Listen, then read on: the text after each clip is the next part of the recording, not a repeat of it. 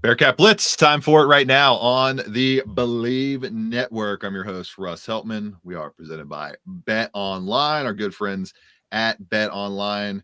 We have a great show for you all today, presented by Bet Online, which is your number one source for all your summer sports this season, from MLB, golf, NBA, and NHL playoff stats and more. Get the latest news and scores available to follow your favorite teams, plus the latest odds and lines, including the latest team matchups, player props, and odds on just about every sport out there. Head to the website today or use your mobile device to get in on the action. Bet Online, where the game starts.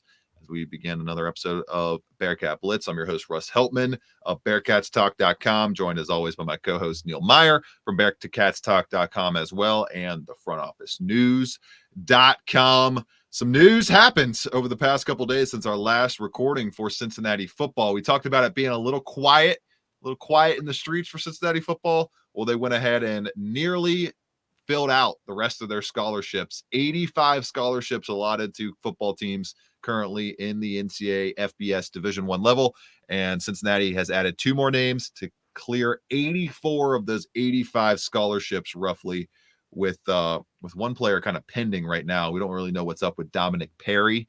He is not listed on the roster, but has also not entered the transfer portal. But regardless of all that, some new names in Jordan Robinson and a interesting defensive tackle piece in Harris Adams from Southeast Missouri. We'll touch on that to start the show, plus take a look at the Indoor Performance Center, continuing to make progress. They're doing a really quick job of getting that thing up and ready. Looks like the roof's starting to go on top of the big building there. We'll touch on that and take a break before we get into the Dillon Mitchell visit, which I believe wrapped up in the past few hours, just at the end of Thursday. He visited in the middle of this week, and there's been some other portal contact as well for Cincinnati basketball, who also looking for the final scholarship takee for their services in 2024-2025.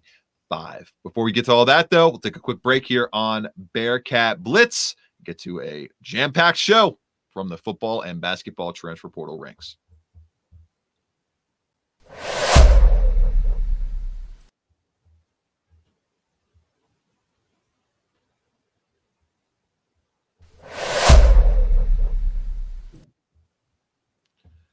Neil, let's bring you in, my man. The Bearcats have added 2 players on defense. One guy who I think could be a solid backup option at the nose tackle spot, right in the middle of that defense, behind Dante Corleone and Harris Adams. And another guy who I think most likely will be, I don't expect to see him on the field very much as a cornerback this season, probably a strong special teamer and maybe a decent depth piece at that, in former Kentucky cornerback Jordan Robinson, who comes over from the Wildcats. Beefing up the defensive ranks, continuing to add names on that side of the ball, which was a heavy focus in the first cycle of the 2024 transfer portal as well. Yeah, absolutely. And as you mentioned, Jordan Robinson comes to the University of Cincinnati from Kentucky, but he also started his career, Russ, at the Division II level. So he's climbed the ranks as the years went on, but this is definitely a depth piece, in my opinion, for Scott Satterfield and the Bearcats. It's a great depth piece, in my opinion. Obviously, I believe he played in all 15 games for Kentucky last season. Can't remember the actual tackle totals off the top of my head. I don't believe it was more than 20 tackles, but overall, this is a guy who's played in significant games, mostly probably on special teams, but this is another great depth piece add. He has Power 5 experience playing at Kentucky in the SEC. And then you look to the defensive line side of the things, and you bring in Harris Adams. That, as you mentioned, I think it's a great piece right behind Dante Corleone in terms of depth as well. But he comes from Southeastern Mississippi State, the same college where the Bearcats landed a transfer from themselves last season in Philip Wilder. So they now have former Southeastern Mississippi State teammates in Philip Wilder. Missouri State, yes. And they now have Harris Adams as well coming to join Philip Wilder. So I think Philip Wilder probably had some kind of influence there to getting him to Cincinnati. But overall, it's been a busy 2 days. And as you mentioned, Russ, I mean, there's still one open scholarship spot. Nobody's really sure on what's going on with Dominic Perry right now. Obviously, he's not on the roster, but he was holding a scholarship. We didn't see much of him in spring ball, so it's still something that a lot of us are still trying to figure out. But it's definitely going to be interesting to see who takes that last scholarship spot if it is available. Yeah, will they continue to mine for more talent in the transfer portal, or just kind of leave it open? Maybe you have a walk-on guy that impresses you throughout fall camp, and you can have one of those moments, those viral videos where you create a scholarship for the walk-on. Maybe that's a situation they let play out there. We'll see what happens in the next couple of weeks. But for the most part, Neil, this is the team. The team is largely set for Scott Satterfield and the Bearcats. We'll take a deeper dive into the depth chart, probably in the majority, looking at that in the month of June. We'll probably go through all four of those shows, 4 of those weeks, so to speak. We'll dive into those with a fine-tooth comb, just each position group, so to speak. But kind of this is the team that they're going to be rolling out there. And when we look at these 2 guys that they just added defensively, starting with Harris Adams, I think it could be a really strong depth addition behind Dante Corleone, a player in Dante Corleone who you want to have him out there on the field as much as possible. But there's that yin yang, Neil, of the amount of impact he can have at his current kind of stamina level versus you roll him out there for too many snaps and he's not as impactful as he would be on a shorter, smaller snap diet. You want to limit that risk as much as possible and just not even have to worry about playing him too often. If you can get not the same level of production, we're not looking for that out of Harris Adams, but just comparable 75 to 80% level of the elite production that Dante Corleone gives you. And he's shown prospects to do that in his 1 year at Missouri State, or a couple of seasons at Missouri State, but in 2023,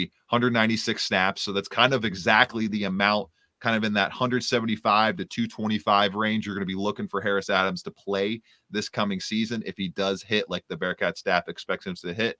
74.8 PFF grade at the FCS level last year, 10 pressures to go with that, which is pretty strong from the interior nose tackle position. Harder to rush the passer from that spot. So I like the versatility and just the depth that Harris can give you. And Neil, what did they do with a Southeast Missouri State reserve last year?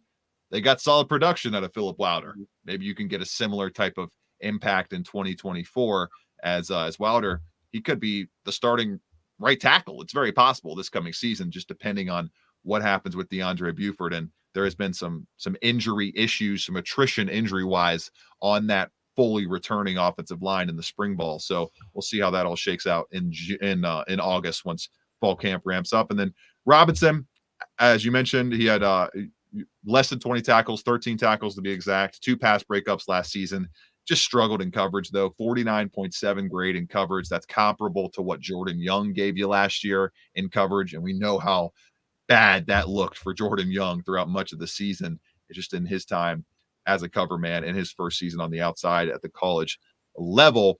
Did redshirt in 2022. So goes from Livingstone College to Kentucky to Cincinnati, and most likely will be a depth piece and maybe get some spot snaps here and there at cornerback if attrition injury wise ends up happening again. But that's kind of where we're standing right now, Neil, with the football team. 84 out of 85 spots taken up in terms of scholarship allotment, and they're preparing to hopefully, I think the plan, Neil, as we transition to the Performance Center update here, is to have that team be able to practice in the IPF at some point this season. Am I wrong? I don't think you are wrong. I think that is the goal for one point this season, and the way they've been making progress, it's like week of the season, the first week of September. That's not exactly confirmed just yet, but I think that they are making enough progress to where we can think they will be in there. The football team at least will be in there by the end of 2024, maybe in the end of quarter 3 of 2024. But the roof going up, Neil, the videos, we're getting more and more involvement from the social media team of seeing the progress. The IPF it's I think safe to say that it's definitely not way past schedule or way behind schedule or anything like that. It seems like everything is pretty much staying on schedule without a full-on confirmation press release type update on that matter. Yeah, absolutely. The way the progress has been coming, we've been seeing the videos on social media. It's coming along quickly. I know the original plan it sounded like 2025 for everything to be ready, fully completed. But Russ, at this rate, I don't think they're behind schedule. I don't think they're really ahead of schedule. I think they're right on par where they want to be. Same, and yeah. I think right now that's huge, because if you're right on par, there is a chance maybe by the end of Q3, maybe towards the back end of the year, that they could find themselves working out in that indoor practice facility, at least for the football side of things, potentially. Exactly. And you'd love to have that.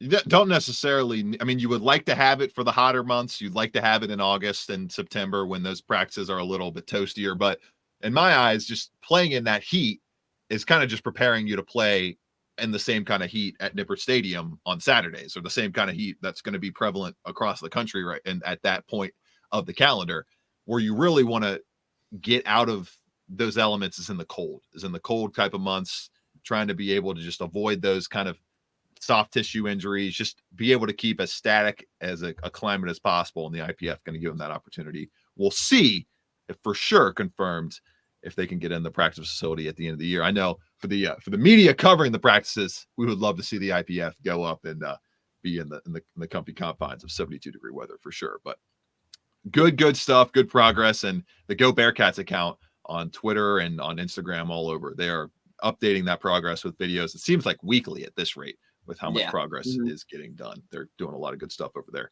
Right in front of Kroger and BP in the heart of campus. Neil Meyer, Russ Eltman with you all on Bearcat Blitz. We'll be back after these messages to flip the script to the basketball side of things. A former top 10 recruit in the class of 2022 visiting Cincinnati, an impact player in the Big 12, Texas forward Dillon Mitchell. He was in town this week, and there's been other portal contact as well. All that coming up on Bearcat Blitz.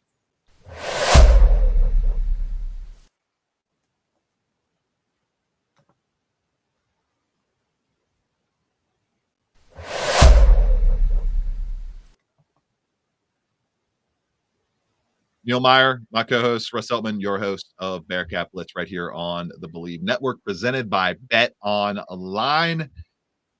And Neil, just when you thought the high ceiling hopes for Wes Miller's 2024-25 Cincinnati Bearcats outfit were starting to slip away with the non-commitment from Sean Stewart, him picking Ohio State over Cincinnati, I think they might have brought in a better option for a visit this week for this current roster in Texas forward Dillon Mitchell, 6'8", 205-pound, versatile sophomore forward, currently a sophomore, has 2 seasons of eligibility left, posted 9.6 points, 7.5 rebounds per game last season on a crisp 58.5% shooting.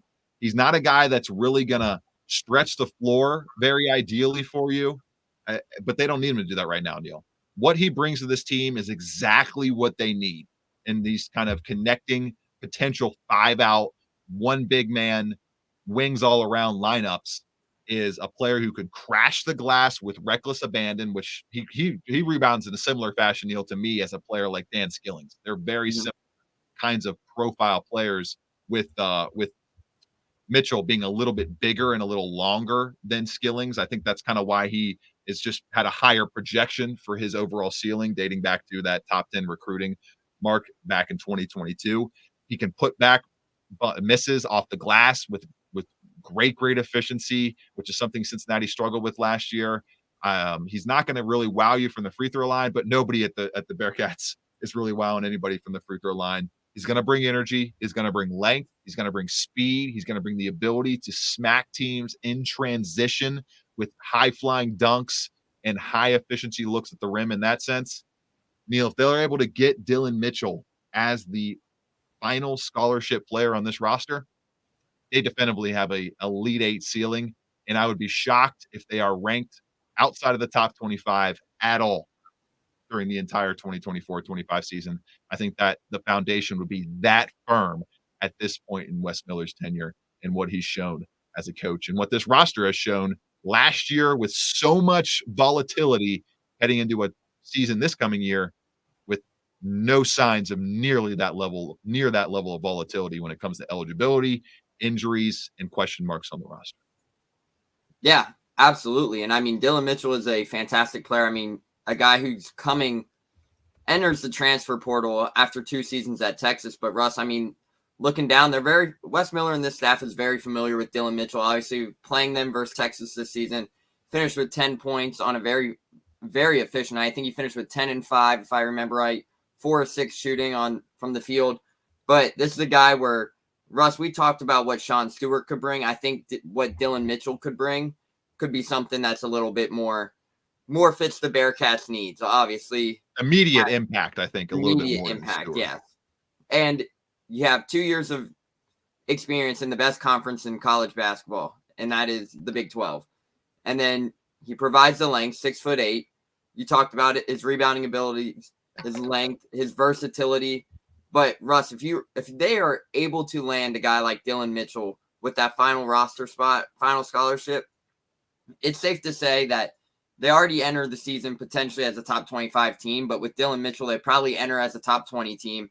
And as you mentioned, an Elite 8 ceiling, it's very likely because Dillon Mitchell, look at a starting lineup of potentially Day or Jizzle James at the 1, Simas Lukosius, Dan Skillings, Dillon Mitchell, potentially Aziz Bandago, pending the NBA draft waters. That's a pretty good starting 5 right there, to say the least. But overall, Russ, I mean, it's an interesting piece and thing to watch because obviously a top 10 recruit back in 2022 and one of the most highly coveted players in the portal right now. I mean, I know he's taking an official visit to Miami about a week ago. He's now taking a visit up here. He's one of the most sought out players right now in the transfer portal, and it's easy to see why. He impacts the game in so many ways and on so many levels. But if Wes Miller and Cincinnati are able to get this job done and seal the deal with Dillon Mitchell, it's safe to say to watch out for Cincinnati come March next season. I mean, they've added guys that could potentially replace the on-ball perimeter defense of a guy like John Newman III. You know, maybe Josh Reed's a guy already in house that you asked to do that a lot, but you're not going to be playing Josh Reed for 30 plus minutes a game out there. You're not going to be playing a Arrington Page or Rayvon Griffith, or really, I mean, there's not really a perimeter stopper on this roster right now that you could not necessarily put at the same level as John Newman III, which you're not going to be able to replace that right away and expect it just to come off the assembly line as an all Big 12 defensive team player just out of nowhere. But they just don't really have that right now. They would get that with Dillon Mitchell. He would be able to slot in and defend really anybody 1 through 4 in the entire conference at 6'8", 205 pounds with a nasty long wingspan at that. I mean, you just listed off that starting 5, Neil. We didn't even mention Connor Hickman in there. Frederick wasn't mentioned in there. I mean, the depth that this team would have with the addition of a guy like Dillon Mitchell would be unbelievable. Now, how involved is Cincinnati? We're going to find out over the next few days. And it is likely going to be the longer you don't hear something, the worse it is, in similar fashion to Sean Stewart. So we'll see how this all plays out over the ensuing days. But they're big game hunting. Cincinnati is big game hunting out there in the transfer portal, despite having just 1 roster spot remaining and largely a lot of experienced, hungry guys already on the roster looking for minutes. They're still out there trying to get the best talent possible, and nailing down a guy like Mitchell would be doing that, to say the least. He would be just a great tremendous add. Literally, Neil, he literally fits all of the weaknesses that they have right now. He literally fits all of them. And they don't need shooting, which he cannot shoot. So there you go, all good. And literally, Neil, he would be an even more efficient player. I mentioned the 58.5% field goal percentage. He really should be shooting in the mid-60s, close to 70%, because he takes some of the worst mid-range jump shots, pull-up jump shots I've ever seen in my life. Those will, I'm almost assured, get mixed out and flushed out of his shot diet once the analytic savvy staff at UC gets their hands on his shot diet. I would think for sure. And that would make him an even more efficient and impactful player on the offensive end. Yeah, absolutely. And I mean, Russ, you saw what the forwards and the centers were able to do last season for Cincinnati. Aziz Bandago was up north of the 60%. I believe Victor Locken was shooting above 50% for most of the season. I think he finished above 55, close to around that mark. Jamil Reynolds was close to maybe 48, 50% as well, if I remember right. But overall, I mean, you add Dillon Mitchell to that stat line, he shoots 56% right now. If you add him into that diet with as much shooting as Cincinnati has on this roster between C.J. Frederick, Connor Hickman, Dede Thomas, Jizzle James, Dan Skillings, the list can go on, and Simas Lukosius. You add all that, you get your post players in Aziz Bandaogo, and we saw flashes of it last season, Russ, where Aziz was starting to develop his offensive game a little bit, but you get another front court player like Dillon Mitchell who has some touch of offensive game, and Aziz be the guy who's your elite rim defender. I think overall that's the combo you need. You have your scoring threat there in the front court. If you land Dillon Mitchell, then you have your elite defender right behind him in Aziz Bandaogo. So it's a great mix if it is able to happen. But Russ, in this system with how analytical savvy that this coaching staff is at Cincinnati, Dillon Mitchell could see himself shooting probably over 60% from the field if he elects to come to Cincinnati.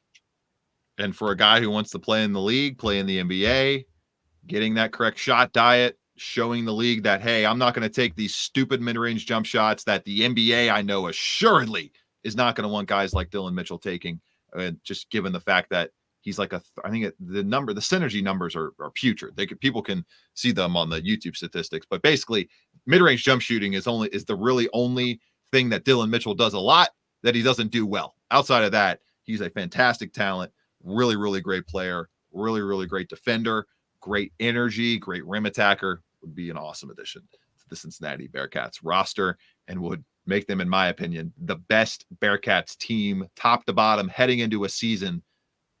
Arguably this decade, easily in the past 10 years, it would be the most talented Bearcats team, in my opinion. Players who could make it, not as talented, but close to as talented. One player, as we close out here with another portal ping, is Jaquan Walton, which John Rothstein reports Cincinnati has reached out to the veteran Memphis forward, 6'8" senior. He's got 1 year of eligibility remaining, posted 8.9 points, 3.9 rebounds, on 37.5% shooting last season, shot 28.7% from deep on 4 shots per game, but strong ability to get to the rim, Neil, good passer as well.